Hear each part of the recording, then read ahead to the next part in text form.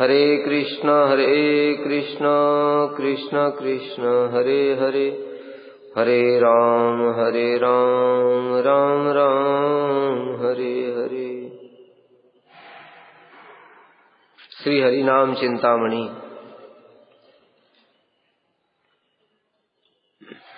हम लोग सुन रहे थे नाम का स्वरूप क्या है। कल सुना था नाम चिंतामणि कृष्ण चैतन्य रस विग्रह पूर्ण शुद्धो नित्य मुक्तो अभिन्नत्वात् नाम नामिनो। नाम चिंतामणि है। चिंतामणि में अंतर बताया था। बताओ, दो जड़ चिंतामणि और चिन्मय चिंतामणि में क्या अंतर बताया था? जड़ चिंतामणि केवल जड़ वस्तु प्रदान कर सकती है और चिन्मय चिंतामणि जड़ के साथ साथ में चिन्मय वस्तु को भी प्रदान कर सकती है। दूसरी बात, जड़ चिंतामणि कभी भी साधक के हित के बारे में नहीं सोचेगी। कल उदाहरण दिया था शेर का। कहीं शेर ना आ जाए, आ गया, कहीं मुझे खा ना जाए, खा गया। लेकिन चिन्मय चिंतामणि ऐसा नहीं है। नाम प्रभु सब समय साधकों के हित में विचार करते हैं। कोई अगर मेरा शरणागत होना चाहता है किंतु फिर भी उसके अनर्थ आ रहे हैं और अनर्थों के कारण अगर वह कुछ मांगता है तो नाम प्रभु उसको नहीं देते। ठीक है, भुक्ति मुक्ति नहीं देते, उसको चित्त शुद्ध करके चिन्मय वस्तु प्रदान कर देते हैं। ये बताया। और क्या क्या बताया था? अनादि नित्य शुद्ध तत्व है नाम प्रभु। नित्य शुद्ध तत्व है क्यों? क्योंकि भगवान से अभिन्न है। ये जड़ जगते तार अक्षर आकार रस रूपे रसिकेते सत्व अवतार। इस जगत में अक्षर रूप में प्रकट हुए। अक्षर रूप में क्यों प्रकट हुए? इसका कारण बताया था। क्या कारण बताया था? हमारे नेत्र जड़ हैं, इंद्रियां भी जड़ हैं। जड़ इंद्रियों के द्वारा हम चिन्मय वस्तु को ग्रहण नहीं कर सकते। इसलिए उन्होंने एक ऐसा रूप धारण किया जो जड़ नहीं है किंतु अच्छा रूप में आगे। इसका मतलब हमारी इंद्रियों से हम भगवान के दर्शन नहीं कर सकते। तो क्या भगवान जड़ रूप में आ गए हमारी इंद्रियों के लिए? ऐसा नहीं है, वो चिन्मय ही है, लेकिन ऐसे रूप में प्रकट हुए हैं जिसको हम देख सकते हैं, ग्रहण कर सकते हैं। देख सकते हैं क्या? हरे कृष्ण आंखों से देख सकते हैं, हरे कृष्ण कानों से सुन सकते हैं, हरे कृष्ण जीवा से बोल सकते हैं। इसका मतलब ये नहीं हो गया कि हरे कृष्ण जड़ हो गया, वो चिन्मय ही है। चिन्मय होते हुए भी ऐसे रूप में उन्होंने अपने आप को प्रकट किया जो स्वरूप को हम ग्रहण कर सकते हैं। ठीक है, तो भगवान का जो स्वरूप है, भगवान का स्वरूप जब तक प्रेमांजनोच्छ्रित भक्ति विलोचन नहीं होगा तब तक नहीं होगा दर्शन। उस स्वरूप को भगवान नहीं दिखा सकते हमको। जीव बद्ध जीव अपनी इंद्रियों के द्वारा उस स्वरूप के दर्शन करने में समर्थ नहीं है। इसलिए भगवान ने दया करके क्या किया? ऐसा स्वरूप प्रकट कर दिया जिसको हम दर्शन भी कर सकते हैं, जिसको बोल भी सकते हैं, जिसको कीर्तन भी कर सकते हैं, जिसको श्रवण भी कर सकते हैं। वो है हरि नाम, नाम अक्षर। और दूसरा, जैसे भगवान स्वयं है उसी प्रकार से विग्रह भी प्रकट कर दिया। लेकिन वही है कि हमारे नेत्र जड़ हैं, इस कारण से वो जो विग्रह है उस विग्रह को हमको सौंदर्य दिखाई नहीं देता है, क्योंकि हमारे नेत्र जड़ हैं। विग्रह चिन्मय है। तो जब हम विग्रह के ही दर्शन नहीं कर पा रहे हैं जो हमारी इंद्रियों के द्वारा ग्राह्य है, तो फिर भगवान के दर्शन कैसे कर पाएंगे? ठीक है, क्योंकि विग्रह क्या है? जो हमारी इंद्रियों के द्वारा ग्राह्य है। हम देख सकते हैं, भगवान को प्रणाम कर सकते हैं, इनको ही हम ठीक से नहीं देख पा रहे हैं। पत्थर दिखाई देता है हमको, न चलते हैं, न फिरते हैं, न बोलते हैं, न खाते हैं, न पीते हैं, खाली खड़े रहते हैं बस। इस प्रकार से हमको दिखाई देता। तो जब विग्रह ही दिखाई नहीं दे रहा है, जब हरि नाम ही ग्रहण नहीं कर पा रहे हम, तो साक्षात भगवान को कैसे ग्रहण करेंगे? उनको तो बड़े बड़े ऋषि मुनि योगी लोग भी ग्रहण नहीं कर पाते। इसलिए भगवान ने ये दो स्वरूप धारण किए हैं जगत के जीवों के कल्याण के लिए। रस रूपे रसकेते सत्व अवतार, और वो रस के ही स्वरूप है साक्षात नाम।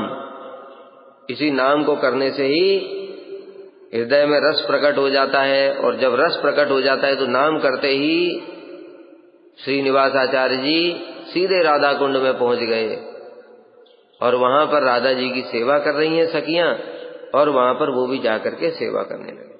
ये नाम रस स्वरूप है।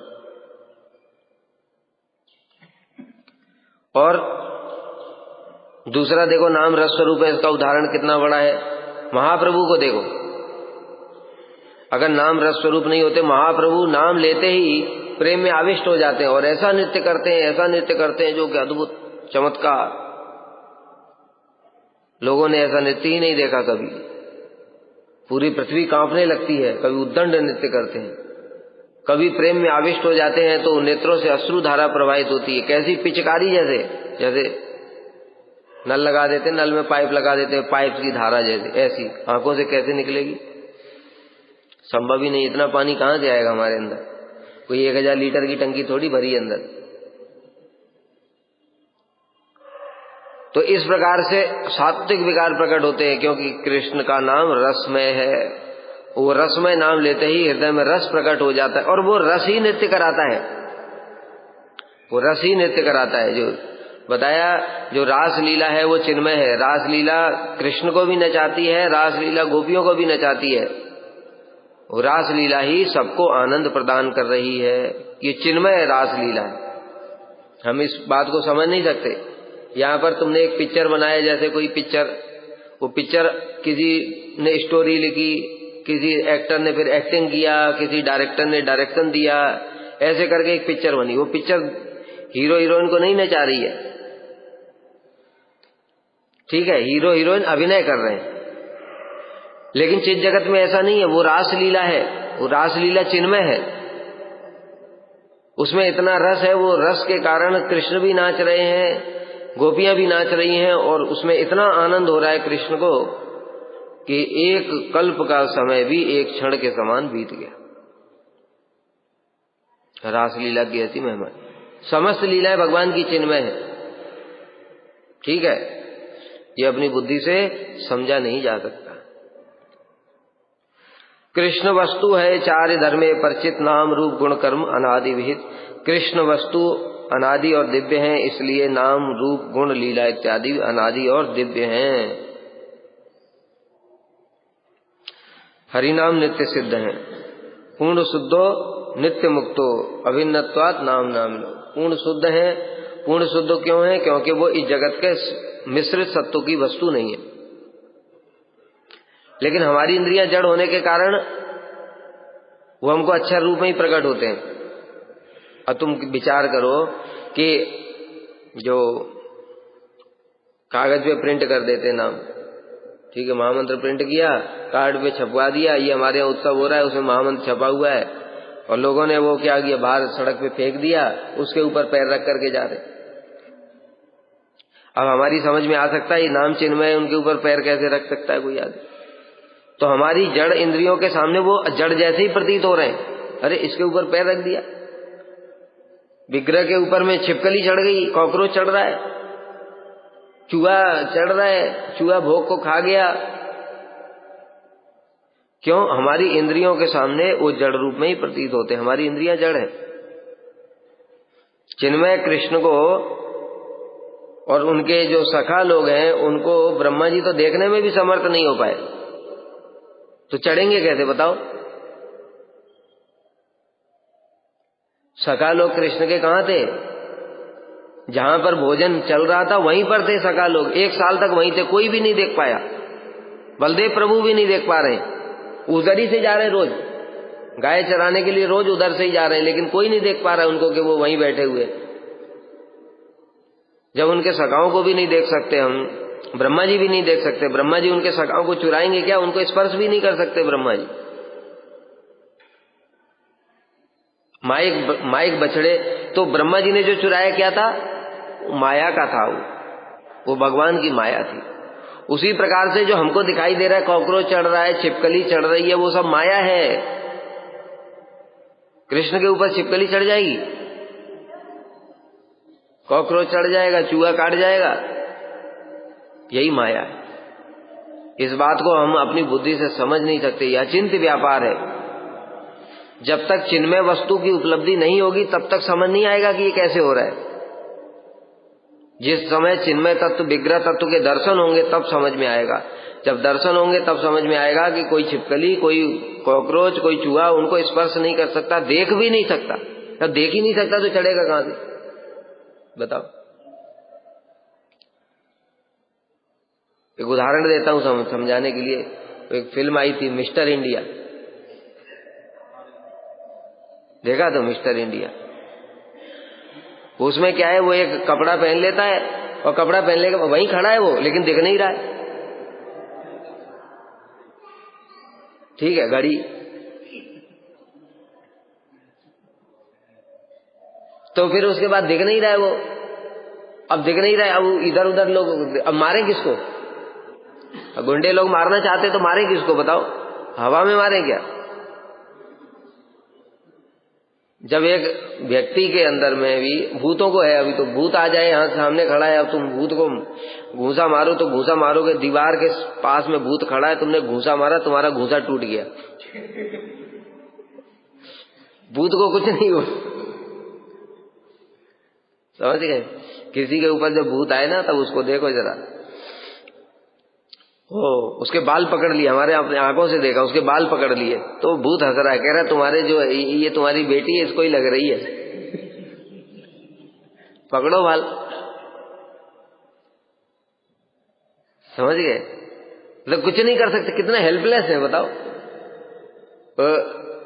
अपने हाथ से अपना गर्दन दबा रहा है, तुम कुछ नहीं कर सकते। अपने हाथ से अपना गर्दन दबा रहा है, हमने अपनी आंखों से देखा। उसको क्या कर सकते? ज्यादा से ज्यादा हाथ पकड़ सकते हो। हाथ पकड़ करके हमने ऐसे घुमाया तो उसके लग रही है लड़की। क्या करोगे?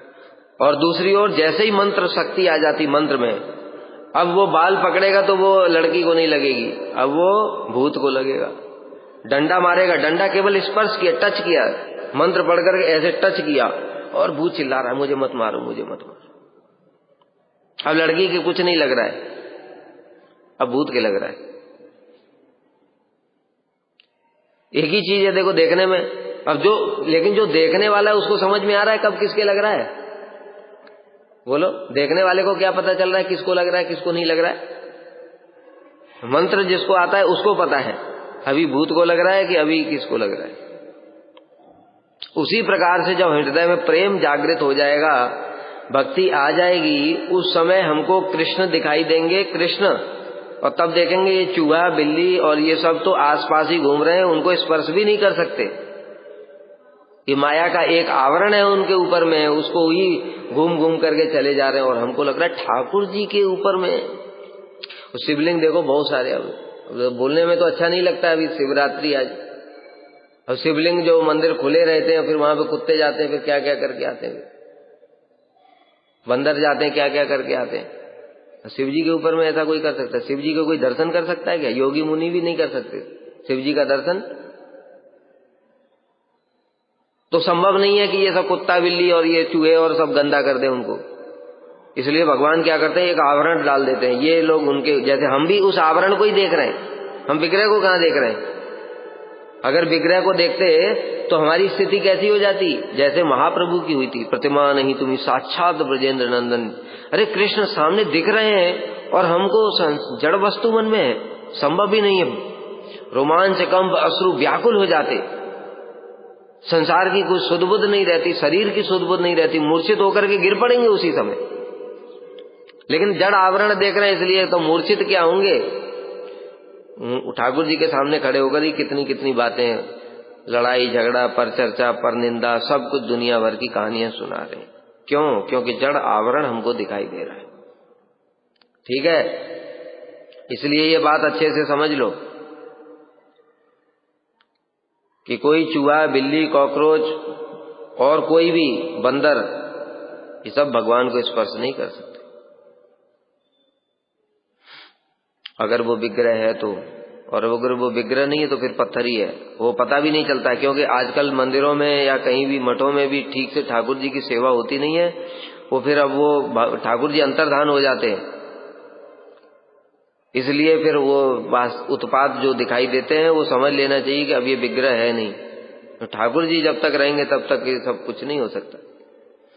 अब वो विग्रह टूट भी सकता है, फिर विग्रह कहाँ है? वो विग्रह तो टूटता नहीं कभी। चिन्मय वस्तु कैसे टूटेगी बताओ? हैं? चिन्मय वस्तु टूट सकती है? जो टूटा है वो अब विग्रह नहीं था, वो अब मूर्ति थी, वो पत्थर था। लेकिन वही बात है, जैसे बताया कि भूत आया किसी के ऊपर, हम मार रहे हैं तो लड़की को लगा कि भूत को लगा, हमको पता नहीं चल रहा है, तो हमको दिख नहीं रहा भूत, हमको केवल लड़की ही दिख रही है। उसी प्रकार से विग्रह है कि मूर्ति है, हमको कुछ नहीं पता चल रहा है, हमको सब समय मूर्ति ही दिखाई देती, विग्रह नहीं दिखाई देते। क्योंकि विग्रह खाते हैं, पीते हैं, सोते हैं, चलते हैं, बोलते हैं, सब कुछ करते हैं। समझ में आ रहा है? इस उदाहरण से ही समझ सकते हो, और कोई तरीका नहीं है। और फिर भी समझ नहीं आ रहा है तो फिर भजन करो, और भजन कर करके चिन्मय विग्रह का दर्शन करो, और फिर मुझे भी बता देना क्या हो रहा है। तो नित्य वस्तु रस रूप कृष्ण से अद्वय, से चारी परिचय वस्तु सिद्धि है। भगवान श्री कृष्ण नित्य वस्तु हैं, आनंद स्वरूप हैं, तथा उनके जैसा और कोई दूसरा नहीं है। स्वाभाविक सी बात है, उनके जैसा दूसरा कैसे हो सकता है? क्योंकि सब कुछ उनसे ही प्रकट है। जो उनसे प्रकट है तो उसके अंदर में उनसे कम ही चीजें होंगी। गोप्यः तपा किमचरन् यदमुस्य रूपम लावण्य सारम असमूर्धम अनन्य सिद्धम दृग्भिः प्रबन्ति अनस्वाभिनवम दुरापम एकांत धामम यशसा श्रिय ऐश्वर्यस्य। गोप्यः तपा किम अचरन्, ये गोपियों ने क्या तपस्या की। यदमुस्य रूपम, ये भगवान का जो स्वरूप है, लावण्य सारम, समस्त लावण्य। लावण्य किसको कहते हैं? लावण्य किसको कहते हैं? कांति जो निकलती है, जैसे मोती से कांति निकलती है, ऐसे कृष्ण के समस्त अंगों से कांति निकलती है। हमको दिखता है? बताओ, अभी बता रहे थे ना, विग्रह दिखता नहीं हमको, क्योंकि भगवान से तो कांति निकलती है, लावण्य सार है वो विग्रह, हमको नहीं दिख रहा है, किंतु महाप्रभु को दिखता था। लावण्य सार माधवेंद्रपुरी को दिखता था। जब श्रीनाथ जी प्रकट होकर के सारे 56 भोग खा गए थे तो माधवेंद्रपुरी ने देखा और किसी ने नहीं देखा। तो उनके सामने वही विग्रह, वही स्वरूप प्रकट हुआ, बरहा पीडम नटवर बबू, और बाकी सबके सामने वो पत्थर खड़ा हुआ। अब देखो यही से, बाकी सब क्या देख रहे हैं? पत्थर खड़ा हुआ है। माधवेंद्रपुरी क्या देख रहे हैं? भगवान आए, उठ करके खा रहे हैं, सब एक एक चीज करके पूरा खा गए। देख रहे हैं कि नहीं? वर्णन है शास्त्र में। ये माधवेंद्रपुरी ने जब भोग लगाया तो ये सब दिखा उनको, और किसी ने नहीं देखा। किंतु दूसरा उदाहरण देखो, दूसरा उदाहरण देखो, प्रद्युम्न ब्रह्मचारी, नरसिंहानंद ब्रह्मचारी जिनको कहते हैं, अथवा नकुल ब्रह्मचारी, 3 नाम से जाना जाता है। उन्होंने एक बार भक्त लोगों को महाप्रभु ने बोला कि इस बार भक्तों को बोल देना नवदीप से पूरी आने की आवश्यकता नहीं है, मैं स्वयं नवदीप आऊंगा। अब महाप्रभु के आने का टाइम निकला जा रहा है, प्रभु आए नहीं अभी तक। तो फिर जगदानंद पंडित जी और शिवानंद सेन और सब भक्त लोग बड़े दुखी होकर के बैठे हुए थे। उसी समय प्रद्युम्न ब्रह्मचारी वहां पहुंच गए। उनके अंदर में महाप्रभु का आवेश होता था। महाप्रभु का जब आवेश होता था तो उनका रंग वर्ण बदल जाता था, और सब पर बुला बुला करके कृपा करते थे, जैसे महाप्रभु कृपा करते थे, प्रेम प्रदान करते थे। तो उसी समय प्रद्युम्न ब्रह्मचारी पहुंचे और पूछने लगे भक्तों से, आप लोग इतना दुखी क्यों हैं? तो भक्तों ने बोला, प्रभु ने कहा था आऊंगा, इसे अभी तक इतना समय बीत गया, अभी तक तो आए नहीं, अब कब आएंगे? तो प्रद्युम्न ब्रह्मचारी ने कहा, मैं 3 दिन के अंदर प्रभु को लेकर के आऊंगा। उनकी महाशक्ति है, सभी लोग उनकी शक्ति से परिचित हैं कि वो कुछ भी कर रहे हैं, जो बोल रहे हैं वो करेंगे, क्योंकि महाप्रभु का आवेश होता था उनके अंदर। इसलिए श्री प्रद्युम्न ब्रह्मचारी बैठ गए ध्यान में, और मानसिक रूप से प्रभु को लेकर के आ रहे हैं। पहले दिन बोला प्रभु यहां तक पहुंच गए, दूसरे दिन बोला प्रभु यहां तक पहुंच गए, पानी आटी आ गए हैं, कल नवदीप आ जाएंगे, सभी भक्त लोग महाप्रभु के लिए 56 भोग बनाओ, सारे भक्त लग गए बनाने में। ठीक है, सब भक्त लोग 56 भोग बना रहे हैं मिलकर। अब भोग का समय हुआ, प्रद्युम्न ब्रह्मचारी ने 3 थाली लगाई, एक नरसिंह देव के लिए, एक जगन्नाथ जी के लिए, एक महाप्रभु के लिए। मंत्र पढ़ा जैसे ही और उसके बाद में आंखें खोली तो देखा तीनों थाली गायब। अब भक्त लोगों को नहीं दिख रहा है, किंतु अभी वो भक्त कोई साधारण है, वो कोई साधारण भक्त है। शिवानंद सेन महाप्रभु के पार्षद, जगदानंद पंडित महाप्रभु के पार्षद, राघव पंडित, जो जितने भी भक्त थे सब महाप्रभु के स्वयं, वो कोई साधारण नहीं, वो सब परिकर हैं वो सब। लेकिन लीला के लिए देखो महाप्रभु दिखा रहे हैं कि उनमें से किसी को भी दिखा नहीं। उनको क्या दिख रहा है? अरे रोटी सब्जी दाल चावल पनीर वैसा का वैसा ही तो रखा है। और प्रद्युम्न ब्रह्मचारी क्या चिल्ला रहे हैं, हाय हाय प्रभु आप सब खा गए। अरे मेरे इष्ट देव तो भूखे ही रह जाएंगे आज, आप और जगन्नाथ तो एक ही हो, लेकिन मेरे इष्ट देव के लिए तो छोड़ देते, इनका क्यों खा गए? और लोग देख रहे हैं कि तीनों थाली भरी हुई है, ये चिल्ला रहा है।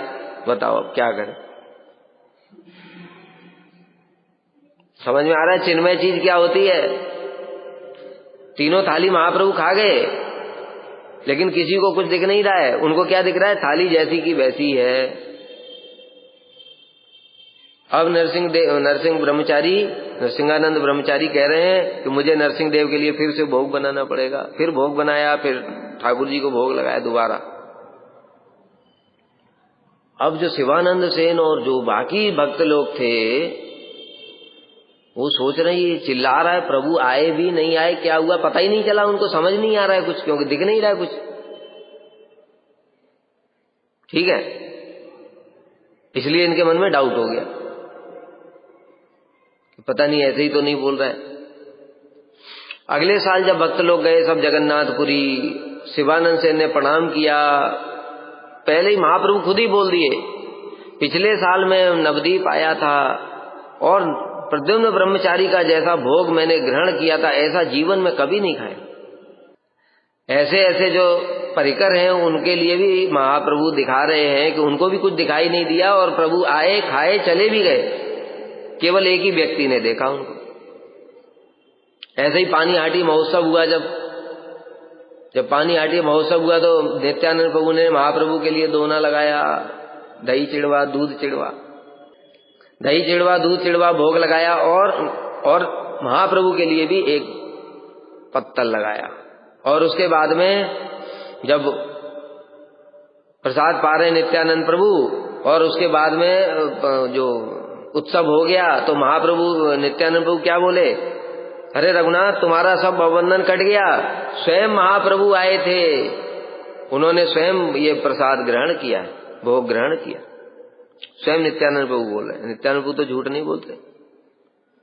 हुआ इसी प्रकार से राघव पंडित जी के यहाँ पर फिर नित्य कीर्तन हुआ, वहां पर भी महाप्रभु आए और वहां पर नृत्य किया। नित्यानंद प्रभु ने ये भी बताया कि महाप्रभु, अब उनको देख कौन रहा है? केवल नित्यानंद प्रभु देख रहे हैं, और कोई देख ही नहीं रहा है, लेकिन महाप्रभु तो है वहां पर। तो इसलिए इन सब चिन्मय तत्वों को समझना बुद्धि के बस की बात नहीं है। इसमें जो शास्त्र में लिखा है उसको ऐसे ही समझना चाहिए, और बाकी अपनी बुद्धि से समझने के लिए, दूसरों को समझाने के लिए, तुम दूसरों को कैसे समझाओगे? वो ये क्वेश्चन बहुत पूछा जाता है, ये तुम लोग भगवान मानते हो तो चूहा घूम रहा है, चूहे ने कपड़ा काट दिया, काकरोच सिर के ऊपर में घूम रहा है, छिपकली घूम रही है, राधा जी के ऊपर छिपकली चढ़ जाएगी? बताओ। कृष्ण के तो दर्शन, कृष्ण को उनके दर्शन नहीं होते हैं, कृष्ण भी हाथ पैर जोड़ते हैं उनके दर्शन के लिए, उनके ऊपर छिपकली चढ़ जाएगी।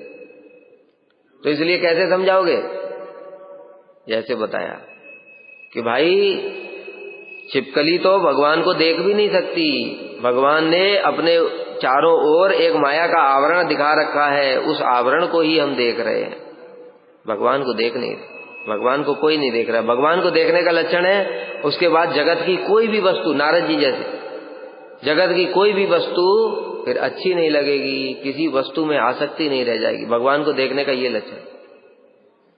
इसलिए हम में से किसी को भी दर्शन नहीं हुआ है, क्योंकि हमको सब वस्तुएं संसार की अच्छी लग रही हैं। नित्य वस्तु रस रूप कृष्ण से अद्वय, इसलिए कह रहे हैं भगवान कृष्ण नित्य वस्तु हैं, आनंद स्वरूप हैं और उनके जैसा दूसरा कोई भी नहीं है।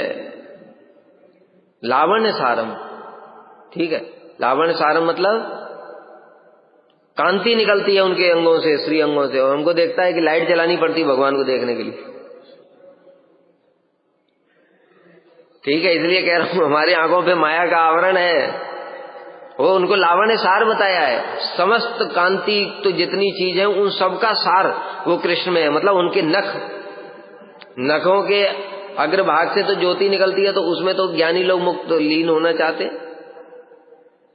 और हमको क्या करना पड़ता है, ठाकुर जी दिख नहीं रहे, लाइट जला भाई, लाइट ठीक से लगाया नहीं, उधर लगाओ लाइट, एक और 2-4 फोकस और लगा दो, भगवान के सिर के ऊपर लाइट ही लाइट लगा दो। आत्मवत सेवा करनी चाहिए। आत्मवत मतलब क्या है, हमारी आंखों के ऊपर कोई लाइट लगा दे तो कैसा लगेगा बताओ, रह पाओगे? तुम्हारे सिर के ऊपर में लाइट लगा दें और उसके बाद में कहें चलो बैठो अब देखो जरा सामने, फिर क्या होगा? उसी प्रकार से ठाकुर जी को लाइट दूसरों को दिखाने के लिए मत लगाओ, लोग देखेंगे, लोग देखने के लिए ठाकुर जी के आंखों में लाइट लगा दोगे?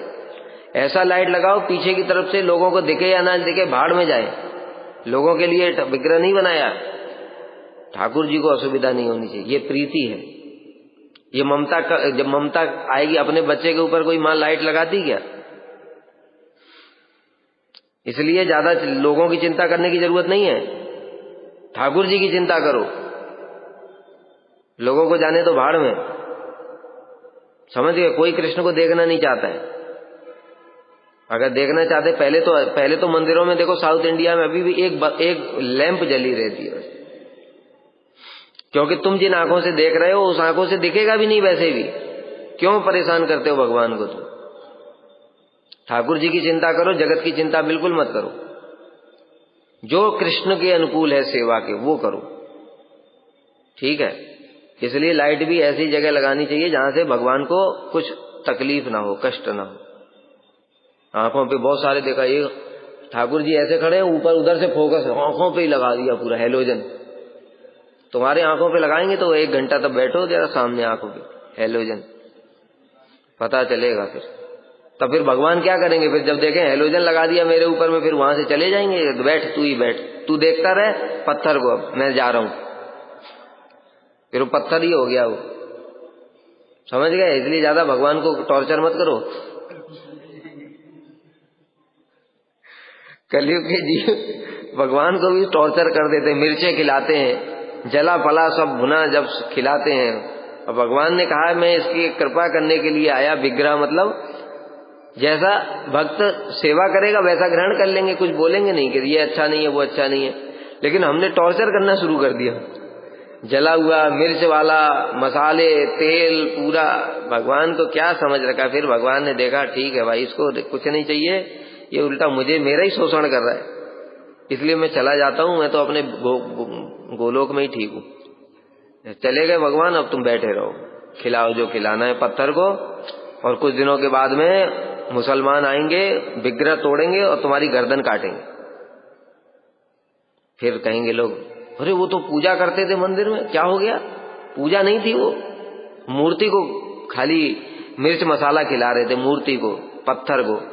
तो भगवान ने दंड दिया है इसका, क्योंकि तुमने भगवान की सेवा ठीक से करी नहीं। जब ठीक से सेवा नहीं करी तो भगवान पहले चले गए, उसके बाद में मुसलमान आएंगे समय आने पर, और फिर तुमको तोड़ेंगे अच्छे से जम करके, काटेंगे रख रख कर हलाल। इसलिए भाई वो जगत के स्वामी हैं, कम से कम कुछ तो लिहाज करो, अच्छे से उनकी प्रीति पूर्वक सेवा करो।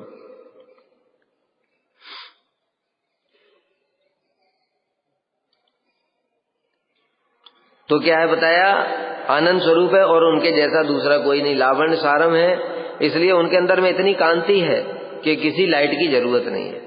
उल्टा उनकी कांति अगर वो अपनी प्रकाशित कर दें तो हमको कुछ दिखेगा नहीं, खाली लाइट ही लाइट दिखेगी, आंखें बंद हो जाए। थे सूरज की ओर देख के जरा, सूरज की ओर देख सकते हैं, ऐसे करोड़ों सूर्य से भी तेज है उनकी कांति, कैसे दिख जाएंगे? लेकिन वो कृपा करने के लिए वो कांति को संवरण कर लेते हैं, तब हमको दिखते हैं। लावण्य सार असमोर्दम, असम ऊर्दम, जिनके समान कोई भी नहीं है, तो उनसे श्रेष्ठ कैसे हो सकता है। सेई चारि परिचय वस्तु सिद्ध है। किसी भी वस्तु का परिचय उसके नाम रूप गुण और कर्म से जाना जाता है। कोई व्यक्ति है, मान लो कहते तुम उसको जानते हो, तो उसको तुमने कभी नाम सुना नहीं, रूप देखा नहीं, गुण क्या है पता ही नहीं है, तो क्या बोलोगे तुम? नहीं जानता हूं। केवल देखा है, उसे भी जानना नहीं होता है। कोई सड़क पे जा रहा था, तुम्हारे बगल से निकल गया, किसी ने तुमसे पूछा तुमने उसको जानते हो, क्या बोलोगे? हाँ जानता हूं। बोलोगे नहीं जानता हूं। देखा फिर भी नहीं जानते, क्यों? देखा मतलब केवल रूप देखा, लेकिन उसका नाम क्या है, उसका गुण क्या है, वो कौन कौन से काम करता है, ये भी तो जानना चाहिए, तभी तो जानना हुआ। इसलिए कह रहे हैं यहां पर, किसी भी वस्तु का परिचय उसके नाम रूप गुण और कर्म से जाना जाता है। भगवान का भी ऐसा ही है। भगवान का नाम रूप गुण लीला इत्यादि कैसे उनके वस्तु से जाना जाता है। संधिनी शक्ति तार चारि परिचय नित्य सिद्ध रूपे ख्यात सर्वदा चिन्मय। संधिनी शक्ति के द्वारा भगवान श्री कृष्ण का इन चारों के रूप में दिव्य और नित्य परिचय मिलता है। संधिनी शक्ति का क्या कार्य बताया था, बताओ? संधिनी कितनी शक्ति होती भगवान? संधिनी, संवित और हिलादिनी बताया था। कितना शक्ति तत्व तो कितना एक्सप्लेन किया था विस्तार से, तो भी गोबर कर दिया था। संधिनी, संवित और हिलादिनी ये वृत्ति हैं तीन, तो इनको शक्ति भी कहा जाता है। इसलिए ज्यादा कंफ्यूज नहीं होना है। शक्ति तो स्वरूप शक्ति एक ही है, उससे तीन क्रिया शक्ति प्रकाशित होती है, चित शक्ति, जीव शक्ति, माया शक्ति, और प्रत्येक शक्ति की तीन वृत्ति होती है। तो शक्ति की वृत्ति है, इनको भी शक्ति कहा जाता है कई जगह पर। जब शक्ति और आएगा तो इनको वृत्ति कहा जाएगा, ठीक है। जब शक्ति भी साथ में रहेगी तो इनको फिर बोला जाता है कि ये वृत्ति है। लेकिन जब शक्ति अभी नहीं है तो फिर इनको भी शक्ति कह देते हैं, ऐसा समझ लेना। तो संधिनी शक्ति के द्वारा उसका परिचय मिलता है। किसका परिचय? नाम रूप गुण लीला इत्यादि का परिचय मिलता है संधिनी शक्ति के द्वारा। पहले ही बताया था संधिनी शक्ति के द्वारा क्या होता है? सत्ता प्रकाशित होती है। सत्ता का मतलब नाम रूप गुण लीला ये सब प्रकाशित होता है। किसके द्वारा? संधिनी के द्वारा। संवित के द्वारा क्या प्रकाशित होता है? ज्ञान। ज्ञान मतलब क्या है? सब प्रकार का ज्ञान। चित जगत में चित ज्ञान, जड़ जगत में जड़ ज्ञान। चित जगत में कैसा ज्ञान? कृष्ण हमारे प्रभु हैं, पुत्र हैं, और क्या है? प्रेमी है। ये ज्ञान नहीं होता तो गोपियां प्रेम कैसे करेंगी? कृष्ण की सेवा कैसे करनी चाहिए उसके लिए तो ज्ञान चाहिए। हम कहे जाओ मंदिर साफ करो, अभी इधर उधर देख रहा है, क्या साफ करूं? साफ ही तो है। थोड़ा सा कहीं कोने में देखा, अरे यहाँ कूड़ा पड़ा, यही बोला होगा, थोड़ा झाड़ू मार देगा, साफ हो गया। हमने देखा जाले लगे हुए हैं, दाग लगे हुए हैं फर्श पे, इधर भी गंदा है। अरे तुमको बोला था साफ करो, तो कर तो दिया, कहाँ किया? कहते वो कोने में जो गंदगी पड़ी थी वो साफ कर दी। तो ये ज्ञान ही नहीं है, इसको क्या साफ करना है? ठीक है।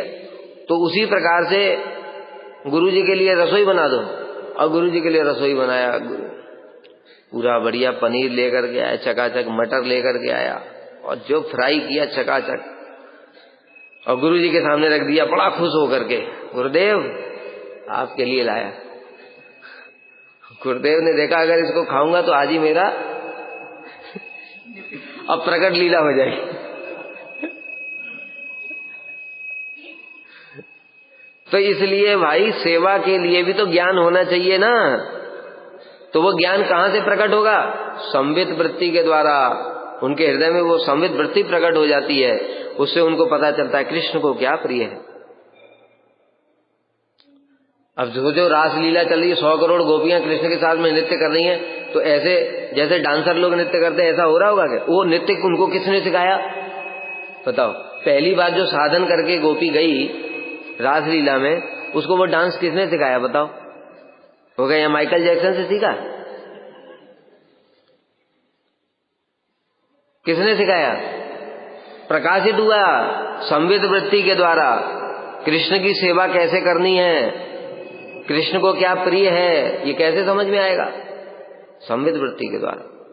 तो एक चीज नहीं, सब कुछ। परकिया रस से कैसे सेवा की जाती है, पति को कैसे छल करना है, ये कौन सिखा रहा है? वहां पे ट्रेनिंग होती है क्या? ट्रेनिंग सेंटर नहीं है वहां पे। वो सब संवित व्यक्ति के द्वारा प्रकाशित हो जाता है। संधिनी के द्वारा भगवान का नाम रूप गुण लीला सत्ता चित जगत की, संवित के द्वारा जितने प्रकार का ज्ञान है, यशोदा मैया है और जो है वात्सल्य रस वाले भक्त लोग, वो कृष्ण को कैसे पालन पोषण करना है, ये सब उनको कौन सिखा रहा है? सखा लोग हैं, कृष्ण के साथ कैसे खेल कूद करना है, कौन सिखा रहा है? सब संवित वृत्ति के द्वारा प्रकाशित होता है ये ज्ञान, कब क्या करना है। और हिलादिनी के द्वारा आनंद, जितने प्रकार का भी आनंद है वो सब हिलादिनी वृत्ति के द्वारा प्रकाशित होता है। तो इसलिए यहां पर कह रहे हैं कि जो नाम रूप गुण लीला इत्यादि का परिचय है कृष्ण का, उस संधिनी के द्वारा प्रकाशित होता है। नित्य सिद्ध रूपे ख्यात सर्वदा चिन्मय, और वो भगवान का नाम रूप गुण लीला इत्यादि क्या है? चिन्मय है और नित्य सिद्ध है। नित्य सिद्ध मतलब किसी से प्रकट नहीं हुआ है, वो स्वतः ही प्रकट है भगवान के द्वारा। कृष्ण आकर्षय सर्व विश्वगत जन, सही नित्य धर्मगत कृष्णाम धन। जिस प्रकार से श्री कृष्ण सारे विश्व को अपनी ओर आकर्षित करते, कैसे आकर्षित करते हैं? बृहद भागवतम ने सुना ना, कृष्ण कैसे आकर्षक है? वो पद्मा बुढ़िया है, बुढ़िया कंस की मां, एक तो कंस की मां, ऊपर से बुढ़िया। और जब उसने कृष्ण को देखा सौंदर्य को, तो कृष्ण को आलिंगन करने के लिए दौड़ पड़ी। ठीक है, इतना सुंदर कृष्ण का स्वरूप है, मतलब रह ही नहीं सकते। और तो बात छोड़ो, कृष्ण जब अपने ही सुंदर स्वरूप को देख लेते हैं तो उनकी इच्छा होती है कि मैं भी अपने इस स्वरूप को आलिंगन करूं। और वे उन सब भावों का आस्वादन कर रहे हैं महाप्रभु के अवतार। ठीक है, तो जिस प्रकार से श्री कृष्ण विश्व को अपनी ओर आकर्षित करते हैं, ठीक उसी प्रकार श्री कृष्ण नाम रूपी परम धन में भी यह आकर्षण धन नित्य विराजमान है। तो नाम नाम ही अभिन्न है। तो जब कृष्ण आकर्षण कर रहे हैं तो नाम भी आकर्षण करेगा कि नहीं करेगा? अगर बताओ नाम आकर्षण नहीं करता तो आज विश्व में 800 से ज्यादा तो इस्कॉन है, 800 से ज्यादा इस्कॉन है, और गौड़ी मठ भी बहुत है। इतना सारा प्रचार हो रहा है, जितने प्रचार में जितने लोगों को प्रचार किया जा रहा है, लाखों लोग जुड़े हैं, तो हरि नाम कर रहे हैं नहीं लाखों लोग। उन लाखों लोगों में से किसी एक ने भी कृष्ण को दर्शन किया क्या? एक ने भी किया क्या? एक ने भी नहीं किया। तो फिर कैसे आकर्षित है? नाम के द्वारा। समझ में आ रहा है कि नहीं? नाम में इतनी शक्ति है तभी तो आकर्षित है, नहीं तो छोड़ देते। किसी को तुम जाकर के बोलो, माला दे करके टॉमी टॉमी जपो, बोलो होगा कुछ? जपेगा? लेकिन कृष्ण कृष्ण सब जप रहे, दिन रात जप रहे, 64 माला कर रहे लोग। क्यों? क्योंकि जैसे भगवान के नाम, भगवान में शक्ति है आकर्षण की, उतनी शक्ति कृष्ण नाम में भी है। निज सर्वशक्ति तत्रार्पिता नियमिता स्मरणेन कालः। निज सर्वशक्ति, अपनी समस्त शक्ति को नाम में प्रविष्ट करा दिया। तो जो कृष्ण में शक्ति जितनी आकर्षण करने की जगत को, तो नाम में भी उतनी आकर्षण करने की शक्ति है। इसलिए सारा जगत ये हरि नाम की ओर आकर्षित हो रहा है, सभी लोग नाम कर रहे हैं। और जो नहीं कर रहे हैं वो आसुरी प्रवृत्ति के हैं। जो कृष्ण भी आए थे तो दुर्योधन को आकर्षण किया क्या? शकुनी को?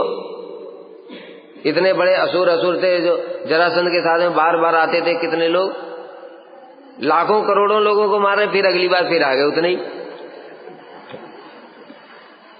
दाऊद बलदेव प्रभु कह रहे हैं, अरे कन्हैया तू बार बार इसको छोड़ क्यों देता है, मारता क्यों नहीं इसको जरासंध को? तो कृष्ण ने कहा, दाऊद समझा करो बात को, ये हमारा काम आसान कर रहा है। ये इतने असुरों को हम कहाँ ढूंढेंगे, एक एक कहाँ कहाँ छुपा हुआ है। सारी दुनिया में असुर फैले हुए हैं, इनको मारने के लिए हमको जाना पड़ेगा इतना इतना दूर। ये हमारा काम आसान कर देता है, सबको इकट्ठा कर लेता है, यहाँ ले आता है, हम आराम से मार देते बैठे बैठे। कितना अच्छा है, इसलिए हमारे ऊपर उपकार कर रहा है जरासंध। इसलिए जरासंध उसी उपकार के कारण ही भगवान छोड़ देते थे उसको। ठीक है, तो इसलिए भगवान जब स्वयं प्रकट होते हैं उस समय भी सारे जगत को आकर्षित नहीं करते, क्योंकि आकर्षण के लिए भी क्या होना चाहिए, चुंबक आकर्षित करेगा, लेकिन करेगा किसको? लकड़ी को, हैं? कागज को करेगा, किताब को ऐसे चुंबक रखा किताब में, किताब खींची चली आई, होगा?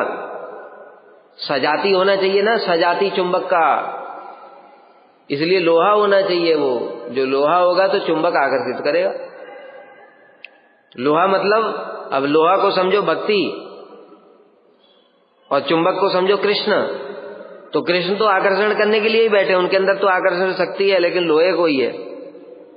और जो असुर प्रवृत्ति के लोग हैं उनको समझो ये लोकड़ी कागज ये सब, उनको कैसे आकर्षित करें? भगवान तो सबको आकर्षित करना चाहते हैं, लेकिन पहले अंदर थोड़ा लोहा तो बनना पड़ेगा। मतलब कृष्ण के प्रति श्रद्धा हो, नाम रूप गुण लीला को मानता तो हो।